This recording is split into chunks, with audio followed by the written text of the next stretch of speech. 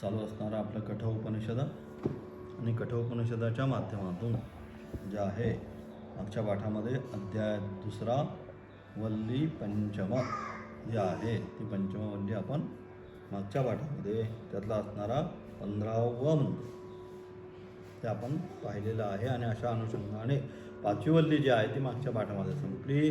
तर आज या ठिकाणी अध्याय 2 वल्ली 6 वल्ली आता ही शेवटची हे जे आहे. आता काय झालं, कठोपनिषद बरंच मोठं झालं, 1 वर्ष मला वाटतं चाललं आहे जवळजवळ हां.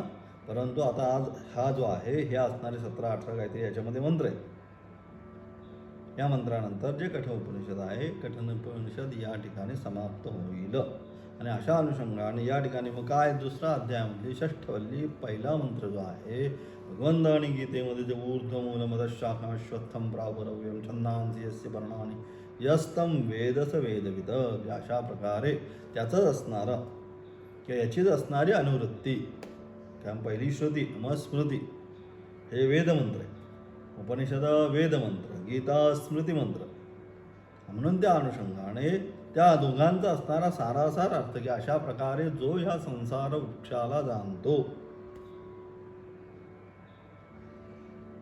तो कसा आहे संसार, ऊर्ध्वमूलाधशाखम उलटा आहे. म्हणजे सर्वसामान्य जर वृक्षाची कल्पना केली तर काय होतं, त्याची मुळं काय आहेत, मुळं जमिनीमध्ये जात आहेत आणि फांद्या वरती आहे. परंतु हा उलटा आहे, ह्याच्या फांद्या ज्या आहेत त्या जमिनीमध्ये गेलेल्या आहे आणि मूळ वरती ब्रह्म. सगळ्याचं मूळ काय, मया अध्यक्षेन प्रकृतीही सांगितलं. माझ्या अध्यक्षतेखाली प्रकृतीने काय सचराचरम सगळं जे आहे ते माझ्या अध्यक्षतेनेच सगळं सृजन केलेलं आहे. आणि म्हणून ऊर्ध्वमूल सांगितलं ते. आता शाखा संसार रूप वृक्ष आहे, त्या शाखा काय वाढत वाढत जाणाऱ्याच आहेत. जोपर्यंत वॉन्ट्स आणि नीड आहे तोपर्यंत त्याच्या शाखा ज्या आहेत त्या काय वाढतच जाणार. आणि म्हणून मग काय केलं पाहिजे, सांगण्याचं तात्पर्य एवढंच. म्हणून मूळ जे आहे ऊर्ध्वमूलम जो आहे आलं का लक्षात, त्या ऊर्ध्वमूलाकडे मुळाकडे लक्ष दिलं पाहिजे. काय ते ब्रह्म हे जे आहे तिकडे ब्रह्म लक्ष दिल्यानंतर या शाखा ज्या आहेत त्या आपल्या आप काय होणार, आपल्या आप कट होत जाणार. अनेक सांगण्याकरिता की अशा प्रकारचा असणारा हा संसार वृक्ष त्याला काय केलं, ज्ञानासीने ज्ञानस्वरूप जी अशी आहे तलवार आहे त्याने काय केलं पाहिजे, ह्या संसार वृक्षाचं छेदन केलं पाहिजे. त्यासाठी ज्ञान प्राप्त केलं पाहिजे. ज्ञानाच्या द्वारे ज्ञान प्राप्त करणं म्हणजे तात्पर्य वास्तविक काय हे वास्तविकता पाहण्याचा त्या ठिकाणी प्रयत्न केला पाहिजे. आणि अशा अनुषंगाने या ठिकाणी हे काय प्रतिकात्मक सांगितलेलं आहे. हे संसार वृक्षाचा खालीवर होत नाही हा, पण इथं एक प्रतीक की त्याचा असणारं मूळ वरती जे आहे, वरती आहे म्हणजे परमेश्वर जो आहे परमात्मा, तो आपण कायम वर हात करतो. कुठे आहे तो परमात्मा, वरती. म्हणून ऊर्ध्वमूल त्या सगळ्याचं मूळ कुठं आहे तर वरती आहे. त्यापासूनच तस्मात् आत्मनः आकाशाची सृष्टी केली. आकाशात वायू म्हणजेच काय झालं, मूळ कुठे गेलं, वरती गेलं. आणि त्या अनुषंगाने ऊर्ध्वमूलो अधशाखा, संसार हा सगळा खाली आहे. परमात्मा आपण कुठे आहे परमात्मा, लहान मुलांना जरी आपण विचारलं कुठे आहे देव, कुठे आहे परमात्मा, परमात्मा नाव लक्षात येत नाही. कुठे आहे बरं देव, बाप्पा कुठे आहे बाप्पा असं जर विचारलं तर बोट काय करतात, वर करतात. म्हणून ऊर्ध्वमूल या सगळ्याचं मूळ जे आहे, मूळ म्हणजे असणारं कार्यकारण भावाचं मूलभूत कारण. कार्यकारण भाव मृत्तिका इत्येव सत्यम, घटामध्ये मृत्तिकाच सत्य आहे, पटामध्ये तंतूच सत्य आहे. तसं ह्या संसारामध्ये परमात्मा सत्य आहे हे दाखवण्याकरिता कार्यकारण भाव जरी असला तरी तेवढ्या पुरतं जोपर्यंत घटाची अपेक्षा आहे तोपर्यंत कार्यकारण भाव आहे. घटाचा नाश झाल्यानंतर काय, घटनाशे मृत्तिका इत्येव सत्यम, घटाचा नाश झाल्यानंतर काय मृत्तिकाच आहे. तसं या ठिकाणी तरी हे सगळंच आपल्याला जे भासतंय हे जरी भासत असलं ते सत्य काय याच्यामध्ये, याचं जे कारण आहे ऊर्ध्वमूलम अधशाखः. ऊर्ध्वमूल जे ब्रह्म आहे हेच ब्रह्म, हाच निश्चय. परमात्मा सत्य आहे हे जाणण्याकरिता या ठिकाणी ही उपमा असणारे, या ठिकाणी काहीतरी एक्झाम्पल म्हणून हा मंत्र या ठिकाणी आरंभ केला. काय म्हणतात मंत्राच्या द्वारे, ऊर्ध्वमूलोऽधश्वाख ऊर्ध्वमूलोऽशाखः एषोषत्व सनातनः तदैव शुक्रं तद्ब्रह्म तदेवामृतमुच्यते तस्मिन् लोकाश्रिताः सर्वे तदुनात्तेति कश्चन एतद्वै तत्. आणि अशा प्रकारे एतद्वै तत् हेच ते आहे काय, ज्याची काय मुळे जी आहे ती कुठे वरती आहेत. हा संसार रूप वृक्ष जो आहे याची मुळे कुठे आहेत, वरती. आणि शाखा म्हणजे फांद्या कुठे जमिनीमध्ये खाली खाली खाली खाली चाललेल्या, वाढत वाढत खाली चाललाय. मूळ वरती आहे. असा हा अश्वत्थ वृक्ष, हा याला म्हणून सांगितलं अश्वत्थ वृक्ष. कसा आहे, सनातन. हा आजचा आहे का, अनादिकालापासून. बहूनी मे व्यतीतानी जन्मानी तवच अर्जुना सांगितलं. आज एक आहे का, हाच जन्म आहे का अर्जुना. तर आत्तापर्यंत अनेक असे माझे जन्म आले, परंतु मी भगवंत, ज्याच्यावर परमेश्वराची कृपा आहे का भगवंत स्वतः सर्व जाणतात आणि आपण जाणत नाही. कारण का, भगवंताच्या अधीन माया असल्यामुळे भगवंत त्याच्याही वर. जसं आपण टेरेसवर गेल्यानंतर आपल्याला बराचसा भाग, एखाद्या उंच डोंगरावर जर आपण गेलो, टेरेसवर म्हणण्यापेक्षा एखाद्या प्रत्येक गावाच्या आसपास जी टेकडी आहे त्या टेकडीवर जर आपण वरती गेलो सगळ्यात उंच भागावर, तर आपल्याला का सगळं जे शहर, जसं आता पुण्यामध्ये जर तुम्ही पाहिलं, पर्वतीवर जर गेलात तुम्ही, तर काय सगळं पुण्या शहर सगळं दिसतं त्यापेक्षा वर गेल्यानंतर. तसं इथे परमात्म्याकडे गेल्यानंतर तुम्हाला वास्तविकता कळते, हे शहर एवढं आहे, हे तेवढं आहे. आणि म्हणून अशा प्रकारे मग ते कसं आहे, आत्ताच आहे का, म्हणून म्हणतात अनादिकालापासून परमेश्वराच्या अधीन प्रकृती असल्यामुळे परमेश्वर हे सर्वाला जाणतो. परंतु आम्ही प्रकृतीच्या अधीन असल्यामुळे आम्ही ते जाणू शकत नाही की आमचे एवढे जन्म झाले, आमचे तेवढे जन्म झाले. पिता नैव माता सांगितलं, हीच माता आहे का, हेच पिता आहेत का. आत्मशिक्षणामध्ये तुला विचारलं, हाच बंधू आहे का, हाच मित्र आहे का. कारण का केवळ ह्या जन्माचा संबंध नाही, अनेक प्रत्येकाशी जन्माचा जन्मजन्मांतरेषु सांगितलं संबंध असल्यामुळे काय, हा जो अश्वत्थ वृक्ष आहे हा कसा सनातन आहे. सनातन अनादिकालापासून हा सनातन वृक्ष या ठिकाणी आहे. तोच विशुद्ध ज्योतिस्वरूप आहे, तोच ब्रह्म, तोच आत्मस्वरूप आहे. तो जो वृक्ष आहे तोच म्हणजे त्याला जाणणारा किंवा ज्याच्यामधनं त्याची निर्मिती झालेली आहे ते वृक्ष नाही. वृक्षाच्या अनुषंगाने त्याच्यातनं निर्मिती झालेली आहे तोच ब्रह्म, तेच अमृतस्वरूप आहे. आणि अशा प्रकारे सर्व लोक त्यामध्येच आश्रित आहे. सर्व म्हणजे केवळ भूलोक नाही, सगळे असणारे जे लोक आहेत, हे सप्तलोक जे आहेत ते कुठे त्या वृक्षालाच आश्रित आहेत. म्हणजे ब्रह्मादी पिपीलिकापर्यंत,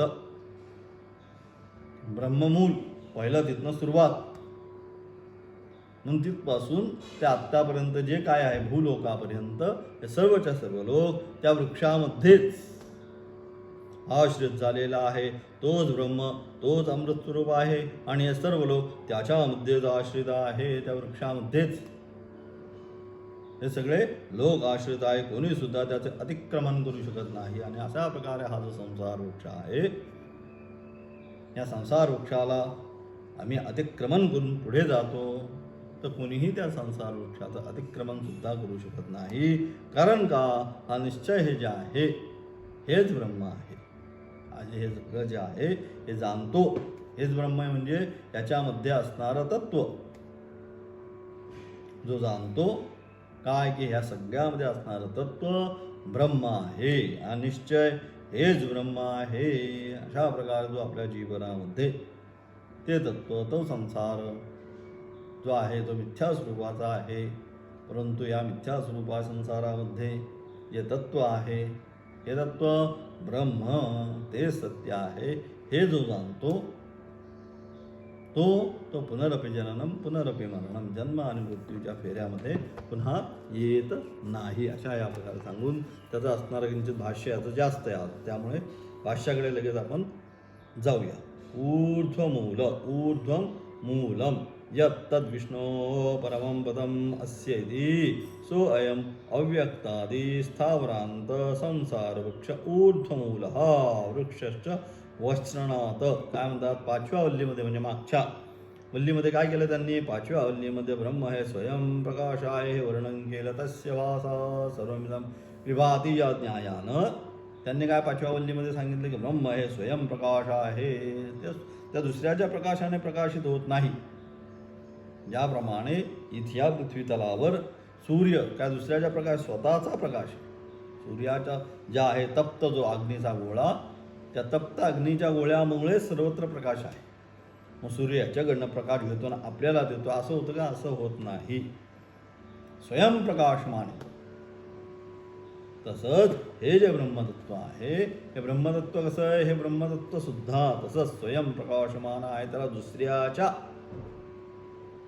प्रकाशाची अपेक्षा नाही. पाचव्या वल्लीमध्ये ब्रह्म हे स्वयंप्रकाश आहे असे वर्णन केले.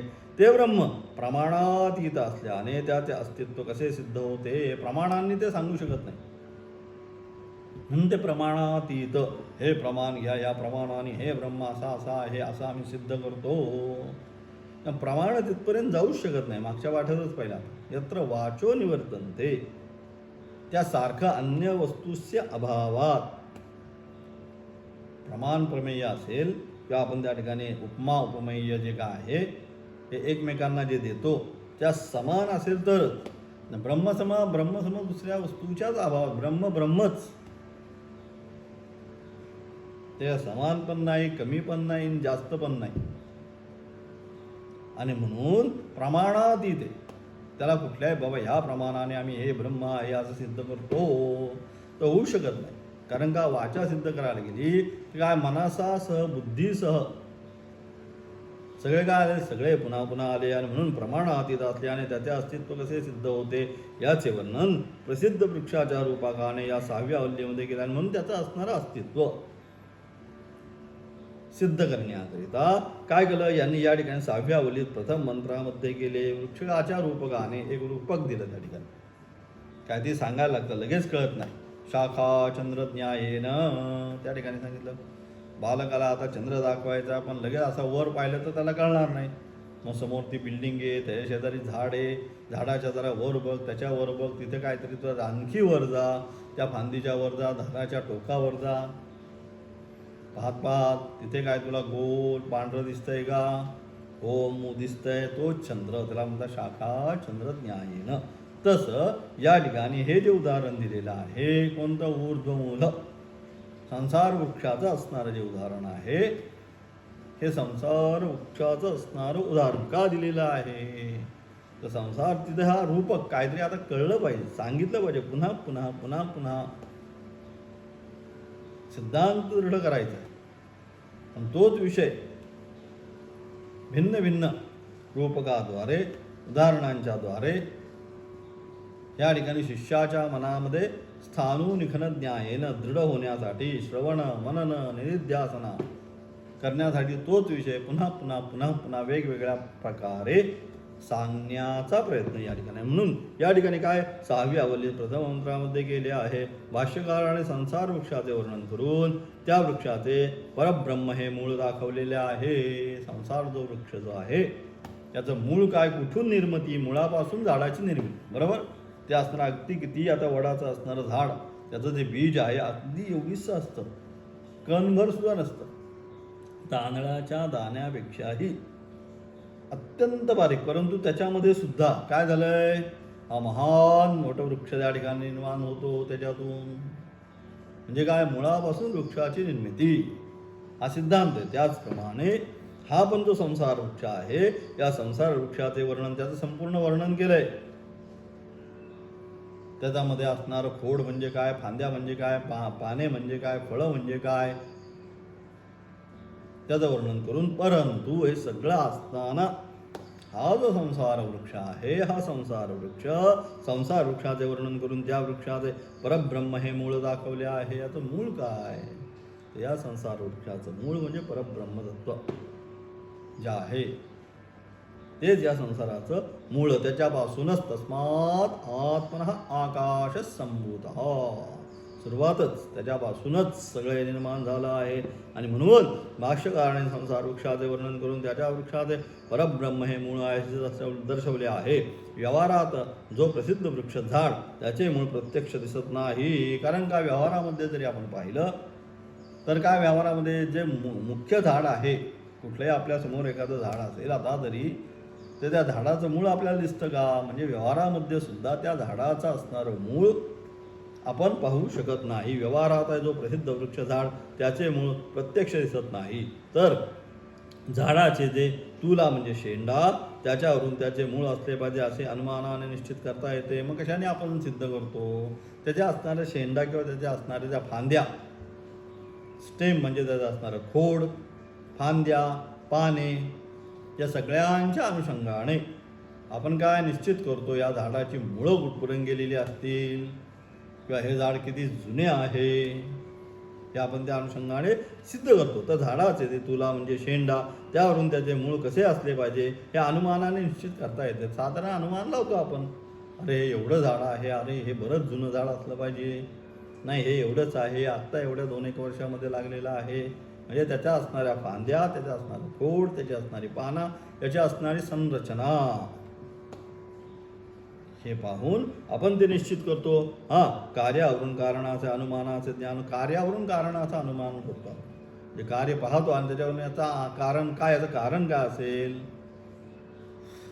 ते अनुमान आपण जगतामध्ये निश्चित करत असतो. कार्य कारण भाव, अरे हे एवढं केलं, अरे हे एवढं कसं काय केलं ना, त्याच्या मागे तो आहे कार्यावरून कारणाचा अनुमान. हा घट असा आहे, हा जरी कार्य असेल तर कारण याच्यामध्ये काय आहे बरं? घटामध्ये मृत्तिका आहे कारण. कार्यावरून काय आपण कारणाचं काय, कार्यावरून कार्यावरून आपण कारणाचे अनुमान ज्ञान होत असते.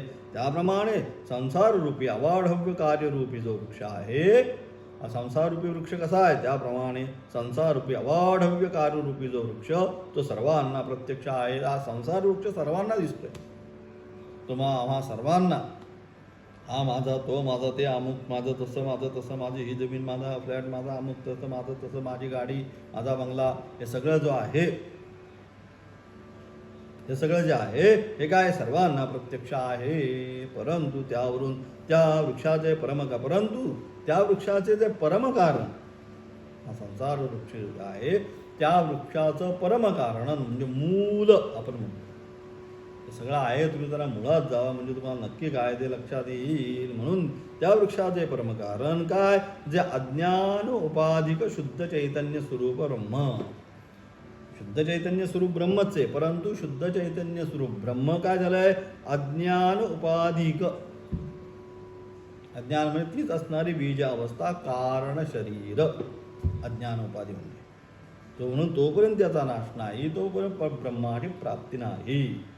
चित प्रतिबिंब जिथं ग्रहण केलं तेच कारण शरीर. आणि म्हणून तेच कारण शरीर जे अज्ञान उपाधिक शुद्ध चैतन्य स्वरूप ब्रह्म, त्याच्या स्वरूपाचा विशेष निर्णय करून देण्यासाठी या 6व्या वल्लीचा प्रारंभ केलेला आहे. आणि म्हणून अशा अनुषंगाने त्याचं खरं स्वरूप काय, यद्यपि अज्ञान उपाधिक शुद्ध चैतन्य ब्रह्म असलं तरी त्याचं वास्तविक स्वरूप काय हे दाखवण्याकरिता येते का किंचित क्लिष्ट विषय या ठिकाणी. सगळे टेक्निकली शब्द आता काय इकडे तिकडे जाता येणार नाही. टेक्निकली शब्दाच्या याच्यामधनं चाकोरीमधनंच जायला लागले. इकडे तिकडे गेलं तर विषय थोडासा गंभीर होईल.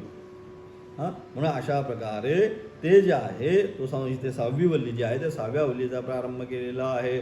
संसार वृक्षाचे जे परमनिधान ब्रह्म, त्याचं परमनिधान म्हणजे शेवट कुठपर्यंत गेलंय.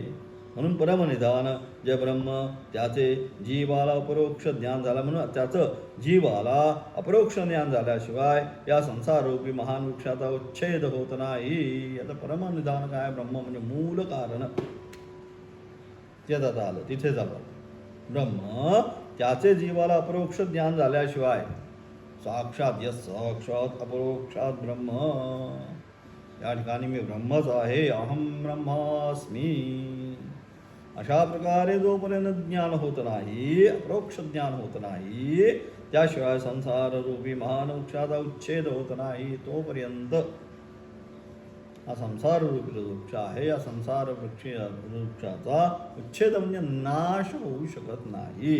आणि म्हणून त्याचे वर्णन केलेले आहे. आणि म्हणून या ठिकाणी त्या संसार वृक्षाचं वर्णन केलेले आहे. प्रसिद्ध वृक्षांचे जसे मूळ असते, प्रसिद्ध वृक्ष जे आहेत त्यांचं काय, ज्याप्रमाणे मूळ असते व त्यापासून त्या वृक्षाची उत्पत्ती होते, आणि त्या मुळापासूनच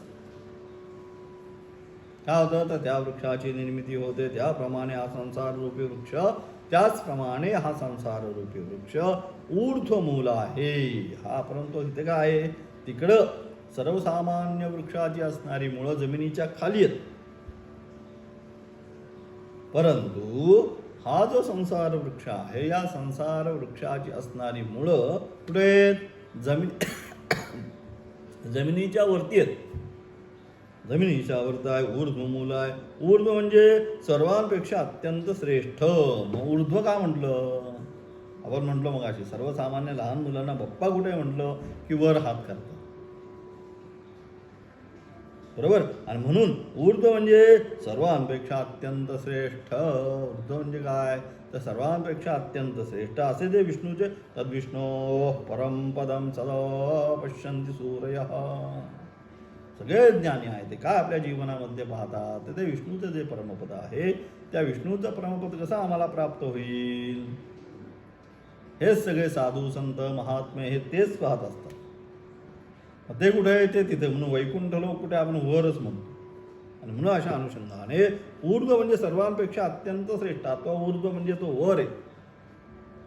वर म्हणजे तो सर्वांपेक्षा श्रेष्ठ आहे असं सुद्धा मानतो.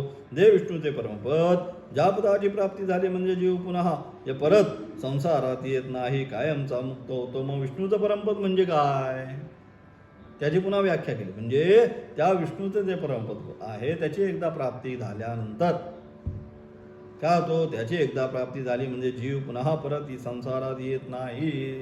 अलग अलग एकदा तो मुळाकडे गेला, ब्रह्माकडे गेला, परमपदाकडे गेल्यानंतर तो पुन्हा या संसार चक्रामध्ये येत नाही, तो कायमचा मुक्त होतो. तो कायमचा मुक्तच होतो. कारण असे जे सर्वोत्कृष्ट ब्रह्म, अशा प्रकारचं जे सर्वोत्कृष्ट ब्रह्म आहे, ते संसार वृक्षाचे बीज म्हणजे उत्पत्ती स्थान आहे. तेच बीज कुठून निर्माण झाला संसार, तर तिथूनच आत्मनः आकाश संभूत. लक्षात ठेवायचं, त्या ब्रह्मापासूनच, त्या चैतन्यापासूनच. म्हणून एवढंच मंत्र लक्षात अस्मात आत्मनः आकाशात वायू अग्ने पृथ्वी जल पृथ्वी औषधी वनस्पती अन्नात पुरुषः. आणि शेवटी पुरुषाची निर्मिती कुठून झाली, आत्मनः, त्या असणाऱ्या ब्रह्मतत्वापासून. म्हणून संसार वृक्षाचे बीज म्हणजे उत्पत्ती स्थान काय, ते ब्रह्मतत्व आहे. हा संसार वृक्ष अव्यक्त आदी स्थावरांत प्रचंड मोठा आहे. अव्यक्त म्हणजे मायेपासून निर्माण स्थावरापर्यंत म्हणजे असणारा सगळा संसार आपण जो पाहत आहे, हे सगळं हे कसं आहे, हा कसा अत्यंत प्रचंड मोठा आहे, हा बारीक नाही आहे. म्हणजे मायेपासून आरंभ होऊन हा सगळा व्याप्त झालेला सगळा संसार स्थावरांत प्रचंड मोठा आहे. याचे वृक्ष असे अन्वार्थ आहे, आणि म्हणून त्याला आपण वृक्ष म्हणतो. वृक्ष म्हणजे काय, ओ वृक्ष छेदने या धातूपासून वृक्ष शब्द तयार होतो. वृक्ष शब्दाची उत्पत्ती सांगितली. ज्याप्रमाणे प्रसिद्ध वृक्ष उत्पन्न होतो व त्याचा विनाश होतो, तसा हा वृक्ष उत्पाद्य विनाशशील आहे. ज्याप्रमाणे किती प्रचंड वृक्ष असला तरी त्याची निर्मिती आणि नाश आहेच. 50 वर्ष जगेल, 60 वर्ष, 100, आपण म्हणतो हे झाड आहे, या ठिकाणी किती वर्ष जगलं, हे 100 वर्षापूर्वीचा झाड आहे असं आपण म्हणत असतो. पण ज्याची निर्मिती त्याचा नाश. एखादा चक्रीवादळात सापडतं ते झाड आणि मुळासहित मग काय करतं, खाली पडतं, त्याचा नाश हा होतोच. म्हणून ज्याची उत्पत्ती आहे, ज्याप्रमाणे प्रसिद्ध वृक्ष उत्पन्न होतो व त्याचा विनाश होतो, तसा हा वृक्ष उत्पाद्य विनाशी, तसा हा संसार वृक्ष सुद्धा. याची सुद्धा निर्मिती कारण शरीरातून, आणि याचा सुद्धा नाश कारण शरीराचा नाश, संसार वृक्षाची नाश. तिथूनच येतो उत्पत्ती आणि तिथूनच तेच त्याचं बीज मूलभूत येतं लक्षात. म्हणून ते जे आहे त्याचा नाश झाल्यानंतर संसार वृक्षाचा पण नाश होतो आणि म्हणून त्याचा विनाश होतो. तसा हा वृक्ष उत्पाद्याने विनाशीचा आहे. प्रसिद्ध वृक्षांचे सादृश्य असल्याने यास वृक्ष संज्ञा आहे. प्रसिद्ध जो वृक्ष आहे त्या वृक्षाशी सादृश्य येतं. सादृश्य समानता जवळीकच्याप्रमाणे असल्यामुळे प्रसिद्ध वृक्षाचं सादृश्य असल्याने हा वृक्ष ही संज्ञा याला आहे. हा संसाररूपी वृक्ष जरा मरण शोक आदी अनेक अनर्थ स्वरूप आहे. हा संसार वृक्ष कसा आहे तर हा संसार वृक्षाचा आता या ठिकाणी वर्णन त्यांनी आरंभ केलं. काय म्हणतात पहिल्या वर्णनामध्ये, हा संसाररूपी वृक्ष जो आहे हा कसा आहे, हा जरा मरण शोक, जरा म्हणजे वृद्धावस्था, मरण म्हणजे मृत्यू अवस्था आणि शोक म्हणजे दुःख. एवढ्या तीनच गोष्टी याच्यामध्ये, ती चौथी गोष्टच नाही. जन्म मृत्यू जरा मरण शोक याच गोष्टी या ठिकाणी आहे. आणि मग अशा प्रकारचा जन्म जरा मरण शोक आदी अनेक अनर्थ स्वरूप आहे. अनेक प्रकारचे अनर्थच आहे, इथं काही नाही, हे अनर्थच आहे. म्हणून अनेक अनर्थ स्वरूप आहे. प्रतिक्षणात क्षणोक्षणी त्याच्या स्वरूपात बदल होतो. आणि प्रतिक्षण आपण म्हणतोय की आम्ही जगतोय, परंतु प्रतिक्षण हा सगळा जो संसार आहे क्षणोक्षणाने काय होतोय, नाशाकडेच चालला. आयुर्नश्यति प्रत्यतां प्रतिक्षणं यादिक्षयं यौवनं प्रत्यायान्ति गदा पुनर्निवसा कालो जगद्दक्षकः लक्ष्मीस्तोयतरङ्गभङ्गजपला विद्युच्चलं जीवितं तस्मान्मां शरणागतं त्वमत्करुणा रक्ष रक्ष परमेश्वर. सांगितलं, भगवंताची प्रार्थना करताय, भगवंता काय कर, माझी रक्षा कर. कारण का हा संसार, त्याचंच हेच वर्णन त्या प्रार्थनेत केलंय भगवंताच्या. आयुर्नश्यति पश्यतां प्रतिक्षणं यातिक्षयं यौवनं. हे जे संपूर्ण आयुष्य आहे ना, हे संपूर्ण आमचं आयुष्य काय, प्रतिक्षणं क्षणाक्षणाला काय होतंय, नाश होत चाललाय. या अतिक्षयम यौवनम, आम्हाला वाटतंय आम्ही यौवन अवस्थेमध्ये गेलेलो आहोत, परंतु काय झालंय, या अतिक्षयम यौवनम, यौवन अवस्था क्षणाक्षणाने आमची काय होतीये, नाश होत चाललेली आहे. वार्धक्याकडे आम्ही चाललेलो आहोत. या अतिक्षयम यौवनम प्रत्यायांती गता पुनर्न दिवसा कालो जगद्भक्षकः. एकदा एक दिवस गेला की तो पुन्हा आपल्या आयुष्यामध्ये कदापि येत नाही. कितीही पैसे असू दे, कितीही काय असू दे. आता आम्ही जर म्हणतो की कालचा दिवस जो आहे हा पुन्हा यावा, येणार आहे का, कदापि येणार नाही. कारण का, कालो जगद्भक्षकः, जो काल जो आहे हा काल काय करतोय, क्षणाक्षणाला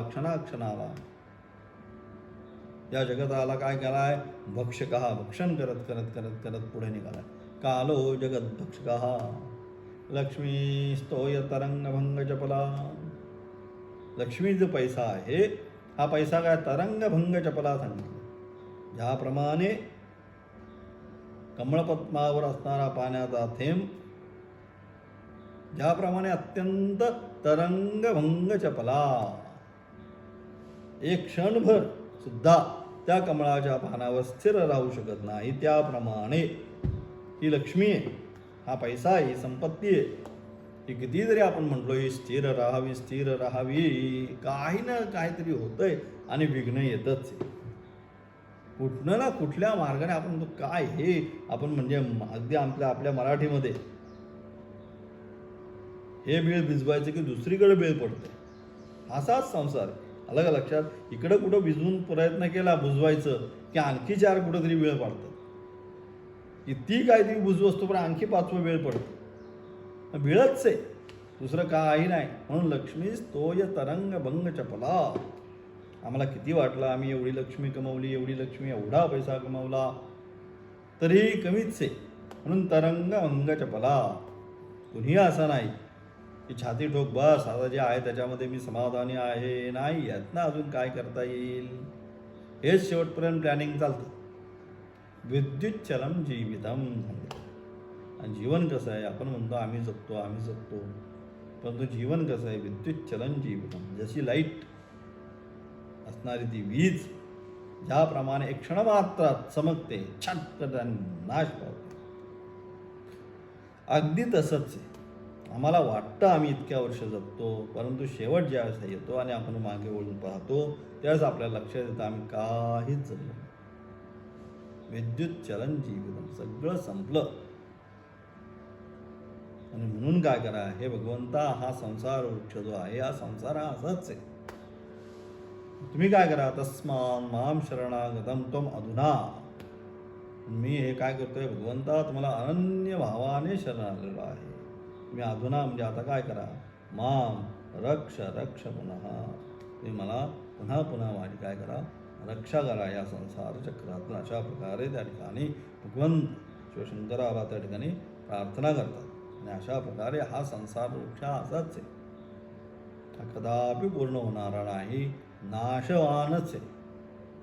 आणि म्हणून याच्यामधनं जे अविनाशी स्वरूपाचं ब्रह्म आहे ते जाणण्याचा त्या ठिकाणी आपल्याला प्रयत्न करायचा आहे. पुढचं असणारं भाष्य उद्याच्या पाठामध्ये पाहणार आहोत. ओम तत्सत.